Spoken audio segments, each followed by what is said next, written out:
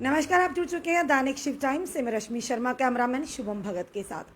दर्शकों, जिस तरह से आप जानते हैं, हम हमेशा ऐसी महत्वपूर्ण जानकारियां लेकर आपके समक्ष आते हैं जिनका कहीं ना कहीं जनता से हित जुड़ा हो। बात करें इस कोविड-19 में, तो जिस तरह से आप जानते हैं 2020 में भी काफ़ी प्रकोप रहा इसका, और 2021 में तो एक विकराल रूप धारण किया इस महामारी ने। और कहीं ना कहीं 2020 की बात करें तो आईएसएम की तरफ से, यानी आयुष की तरफ से काफ़ी सारी अलग जगह मेडिकल कैंप लगाए गए, लोगों को आयुर्वेद के बारे में बताया भी गया और साथ ही साथ लोगों ने अपनाया भी आयुर्वेद को। आयुर्वेद कितना लाभकारी आम जनता, आम इंसान की ज़िंदगी में, इसके बारे में भी बात करेंगे। और साथ ही साथ इस बारे में बात करने के लिए हमारे साथ जुड़ चुके हैं डॉक्टर हरबख्श सिंह, जो कि एमडी हैं पंचकर्मा में और साथ ही साथ इंचार्ज हैं पंचकर्मा यूनिट आयुर्वेदिक हॉस्पिटल जम्मू शालामार से। चलिए इनसे जानते हैं कि क्या कहना चाहेंगे कि आखिर आयुर्वेदिक कितना लाभकारी आम इंसान, और आज के दौर में आयुर्वेदिक को अपनाना कितना बड़ा, यानी कि ये सिद्ध हो सकता है कि आम इंसान की ज़िंदगी के लिए। डॉक्टर साहब, सबसे पहले आपका बहुत बहुत स्वागत है। नमस्कार, थैंक यू।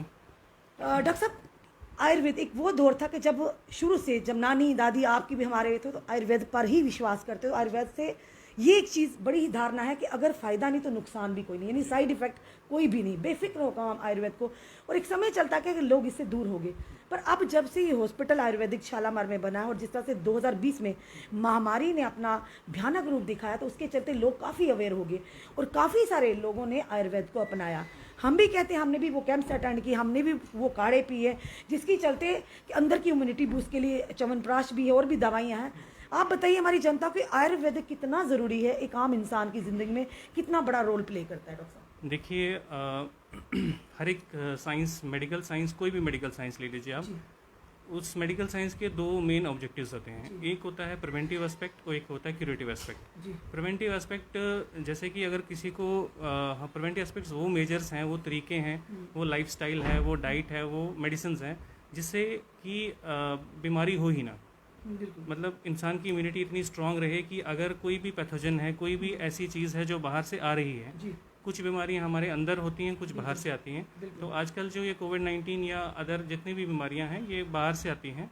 तो अगर हमारी इम्यूनिटी, जो अंदर की जो इम्यूनिटी हमारी स्ट्रांग होगी, तो अगर हम प्रिवेंटिव मेजर्स लेते रहेंगे तो ये हमारी डिजीज़ को इतना, हमारे शरीर को इतना नुकसान नहीं पहुँचाएंगी। जैसे मैं आज प्रेजेंटली एग्जाम्पल देना चाहूँगा, जैसे म्यूकोरमाइकोसिस का नाम आपने सुना है, ब्लैक फंगस आजकल बहुत ज़्यादा फैला हुआ है।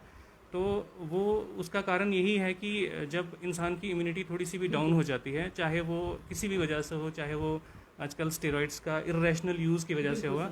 मैं ये नहीं कहूँगा कि स्टेरॉइड्स यूज़ नहीं करना चाहिए, क्योंकि इनको लाइफ सेविंग ड्रग्स भी बोला जाता है, तो किसी भी पैथी के लिए हम ये नहीं बोल रहे हैं। लेकिन अगर कहीं इरेशनल यूज़ हुआ, या वो पेशेंट डायबिटिक था, या इवन एक नॉर्मल पेशेंट जिसको पोस्ट कोविड पेशेंट है, या उसकी शुगर लेवल जो है वो नॉर्मल भी है, डायबिटिक नहीं है, इवन देन अगर हम हाई स्टेरॉइड्स का यूज़ करें, तो कहीं ना कहीं एक तो इम्यूनिटी कम हो जाती है और एक शुगर जो लेवल है वो बढ़ जाती है। तो ये अगर अंदर का एटमॉस्फेयर ऐसा बन चुका है कि बाहर की जो फंगस है, जो ब्लैक फंगस है, ये अबंडेंटली अवेलेबल है, हर जगहों पे है। इवन एक हेल्दी इंसान की नाक में भी और म्यूकस में भी ये ब्लैक फंगस हो सकता है, और बहुत सारी जगहों पे होता है। लेकिन ये हमने केस कभी ज़्यादा देखे नहीं अपनी क्लिनिकल प्रैक्टिस में। आजकल 10-15 साल हो गए हमें प्रैक्टिस में, लेकिन कभी कोई केस देखा नहीं। इसलिए नहीं देखा क्योंकि इम्यूनिटी अच्छी थी। तो प्रिवेंटिव मेजर्स इसलिए इंपॉर्टेंट हैं कि अगर हम कुछ ऐसे मेजर्स, कुछ ऐसे लाइफस्टाइल, कुछ ऐसी चीज़ें अपनाएं जिससे हमारा इम्यूनिटी स्ट्रांग रहे, हमारा लाइफस्टाइल अच्छा रहे, तो वो बीमारियां हमें असर नहीं करेंगी। दूसरा एस्पेक्ट होता है क्यूरेटिव एस्पेक्ट। क्यूरेटिव एस्पेक्ट होता है अगर कोई बीमारी हो जाए तो उसके खिलाफ कुछ ऐसी हम मेडिसिन्स या कुछ ऐसे लाइफस्टाइल, कुछ ऐसी थेरेपीज़ यूज़ करें जिससे वो बीमारी कम हो जाए। तो आयुर्वेद इन दो प्रिंसिपल्स पे काम करता है और इक्वल इम्पोर्टेंस दी गई है। जैसे हम किसी और साइंस में देखें तो ज़्यादातर क्यूरेटिव को ज़्यादा, इससे पहले कोविड-19 से पहले हम क्यूरेटिव एस्पेक्ट्स को ज़्यादा इंपॉर्टेंस देते थे। जब कोई बीमार होता था, जैसे अगर किसी को, आप देखिए किसी को टाइफाइड हुआ, तो उस टाइफाइड के लिए वो डॉक्टर के पास गया, उन्होंने उसको कुछ एंटीबायोटिक्स दी और वो वहाँ से वो ठीक होके आया। लेकिन वो जब 10 दिन बाद या 15 दिन बाद चाहता रिपोर्ट्स लेके जाता है, तो वो उसको बोला जाता है कि अब टाइफाइड आपको नहीं है। लेकिन ये कभी अवेयर नहीं किया जाता था ये किस वजह से हुआ था और आपको आगे फ्यूचर में क्या मेजर्स करने हैं कि आपको दोबारा ना हो। तो ये आयुर्वेद इसको थोड़ा इंपॉर्टेंस देता है। हम हर एक पेशेंट को ये समझाते हैं कि अगर आपको ये बीमारी हुई है, कोई बात नहीं, हमारे पास आए हैं, हम इसका इलाज करेंगे, लेकिन फ्यूचर में ऐसी बीमारी ना हो, उसके लिए आपको ये लाइफस्टाइल, दिनचर्या है, ऋतुचर्या है, दिन को क्या खाना है, रात को कैसे रहना है, सीजन्स के हिसाब से सब चेंज करते हैं, इसलिए आयुर्वेद को इम्पोर्टेंस। बहुत बढ़िया डॉक्टर साहब, आप एमडी पंचकर्मा में सबसे पहले जानना चाहेंगे कि कई लोगों को नहीं अभी पता भी कि पंचकर्मा है क्या, इसमें कौन सी किस तरह की थेरेपी यूज़ की है, किस तरह से लोगों का इलाज किया जाता है, इसके बारे में हम जानना चाहेंगे। देखिए, पंचकर्मा जो हमारा आयुर्वेद का जो मेडिकल साइंस है, उसमें मेन 3-4 तरह का उसका प्रयोजन है, 4 तरह के उसके एस्पेक्ट्स हैं। पहला है निदान परिवर्जन। निदान परिवर्जन में होता है पॉजिटिव फैक्टर, जो मैं प्रिवेंटिव बात कर चुका हूँ वो वही है कि पॉजिटिव फैक्टर्स जो हैं उनको अवॉइड किया जाए। जैसे अभी कोई स्ट्रेस, किसी को ऐसा डिसऑर्डर है, वो स्ट्रेस रिलेटेड डिसऑर्डर है, उसका खान पीन भी अच्छा नहीं है, जब तक वो उसको चेक नहीं करेगा, जब तक उसका वो पॉजिटिव फैक्टर्स कंट्रोल नहीं होंगे, तब तक बीमारी ठीक नहीं होगी। से IBS हो गया या कोई भी तरह का बीमारी होगी, हाइपरटेंशन है, लाइफस्टाइल डिसऑर्डर्स हैं, डायबिटीज़ है, ये सारी बीमारियां जब तक हम उस कॉज को कंट्रोल नहीं करेंगे तब तक ठीक नहीं होगा। तो निदान परिवर्जन एक एस्पेक्ट है।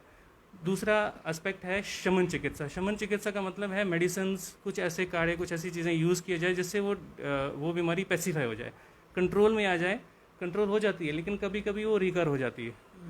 तो तीसरा जो एस्पेक्ट है वो शोधन एस्पेक्ट है। शोधन होता है, उसको हम पंचकर्मा बोलते हैं। पंचकर्मा कुछ ऐसे 5 कर्म है मेन, जिससे बॉडी डिटॉक्सीफाई हो जाती है। ये बायो डिटॉक्सिफिकेशन है, बायो प्यूरिफिकेशन है। बॉडी को ही जैसे गाड़ी की हम सर्विस करवाते हैं, वैसे ही बॉडी ऑल्सो नीड सर्विस। तो हमारी बॉडी में कभी फ्री रेडिकल्स कह लो, आम हम अपनी भाषा में कहते हैं, या टॉक्सिन्स कह लो, कुछ ऐसे टॉक्सिन्स बनते हैं जो हम बॉडी से एलिमिनेट करते हैं, उसको बाहर शरीर से करते हैं उसके नियरेस्ट रूट से।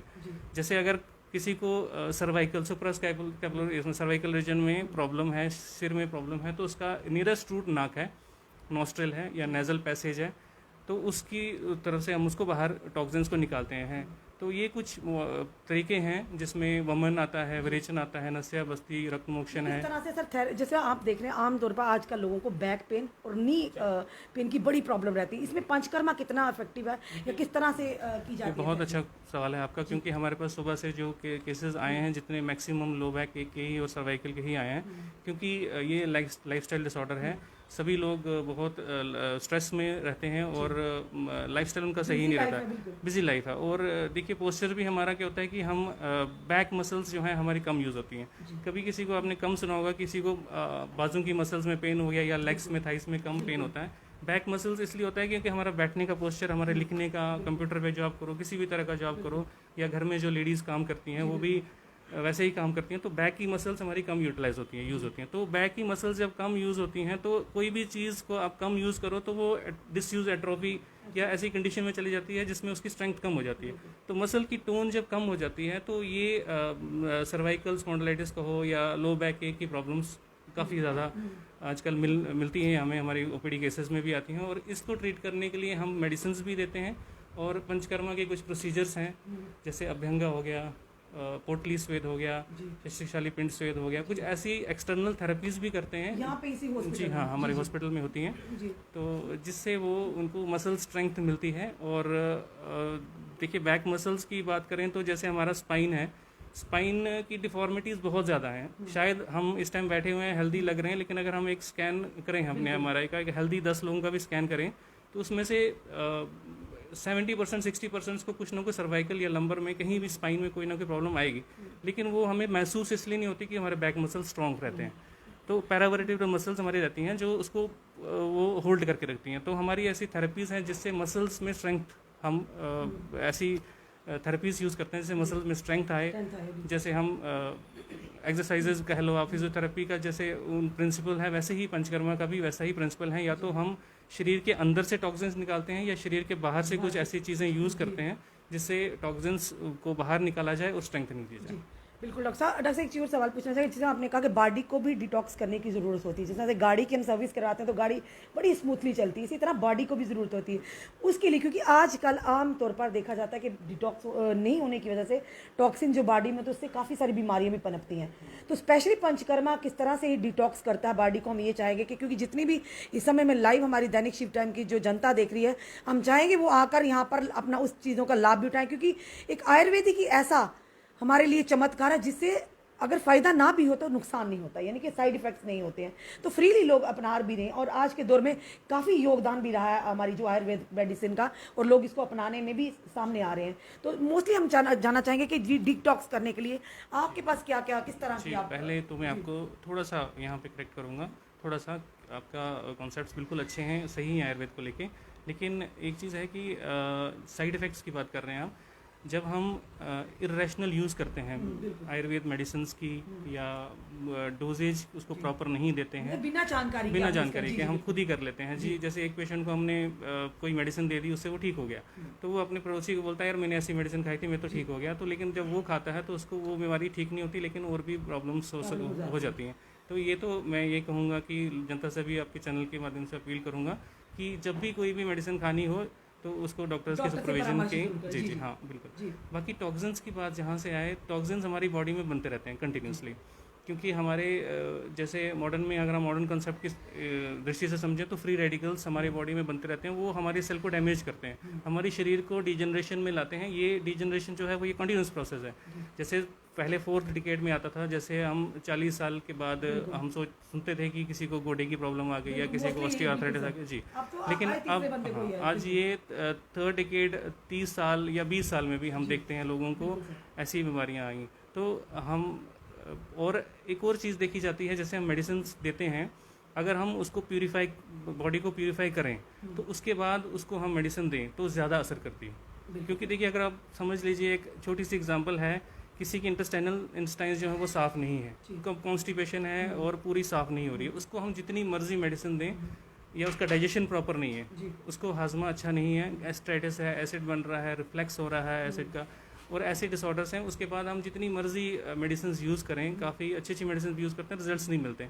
इसीलिए हम पेशेंट को सिलेक्ट करते हैं कि इस पेशेंट को बहुदोष अवस्था है, इस पेशेंट की जो दोषास हैं, हमारे वात पित्त कफ दोष, वो ज़्यादा बड़े हैं या कम हुए हैं, तो उसको रेडिकल उसका ट्रीटमेंट जो है वो अल्टीमेटली शोधना ही है।